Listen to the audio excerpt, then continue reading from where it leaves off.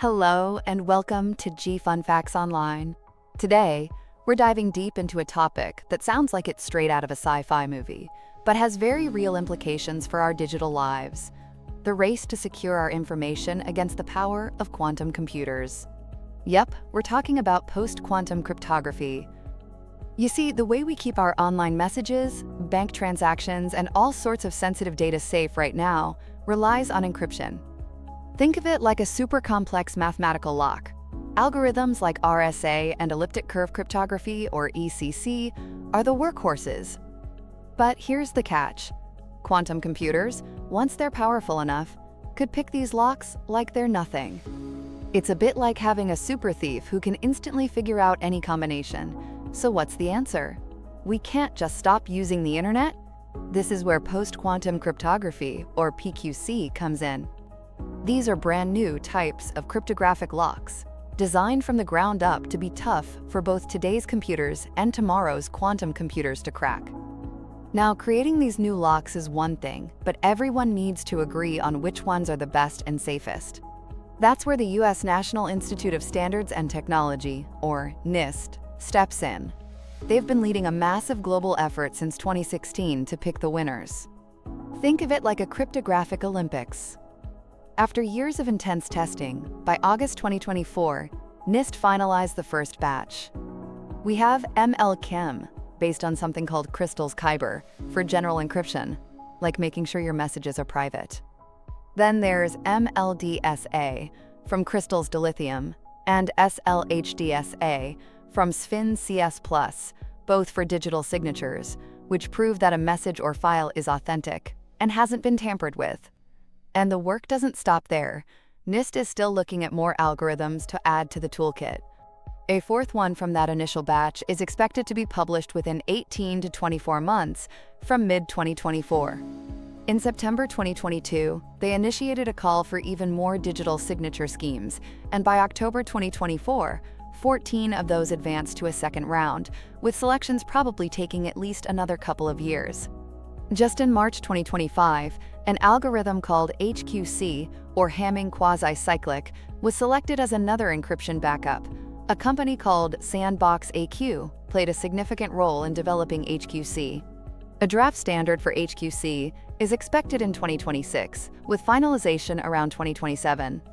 It's a global effort too, with international bodies like ETSI and ISO, and even China launching its own national cryptographic competition in early 2025, all working on standards. You might be thinking, okay, but these super powerful quantum computers aren't here yet, right? And you'd be correct.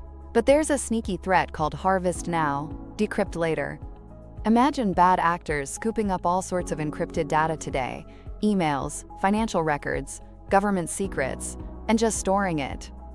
They can't read it now, but they're betting that in a few years, once they have a quantum computer, they'll be able to unlock it all. This makes the switch to PQC super urgent, especially for information that needs to stay secret for a long time.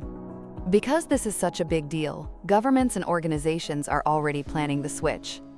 The US government, for instance, through its National Security Memorandum 10, wants its agencies to get quantum resistant by 2035, and they estimate it'll cost over $7.1 billion just for some of their systems. The UK's National Cybersecurity Centre has its own roadmap: complete discovery and initial plans by 2028, high-priority migrations by 2031, and a full transition also by 2035.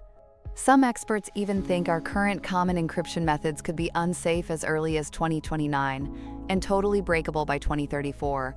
The clock is ticking. Switching over to these new PQC methods isn't a walk in the park. There are some hurdles. For example, some PQC algorithms might have bigger keys or take a bit longer to do their job, which could be tricky for small devices or super-fast communications. Putting them into existing systems is also complex. It's not always a simple swap. Systems also need to be crypto-agile. That means they need to be designed so it's easy to update them with new crypto if an old one has a problem. Think of the Cyc algorithm, a PQC candidate that was actually broken by new research in 2022. This shows we need to keep testing. Then there's making sure different systems can still talk to each other securely. Standardization for PQC in things like TLS, which secures web browsing, is expected around 2027. There's also the cost, finding enough skilled people, and upgrading the special hardware security modules, or HSMs, that protect cryptographic keys.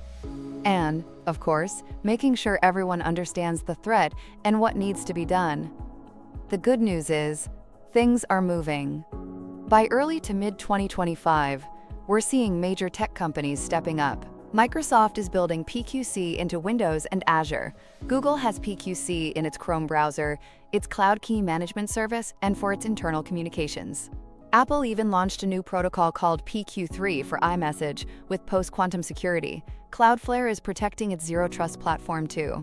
In May 2025, WiseKey and the OISTE.org Foundation announced a quantum root key, a new super secure starting point using these NIST-approved PQC algorithms.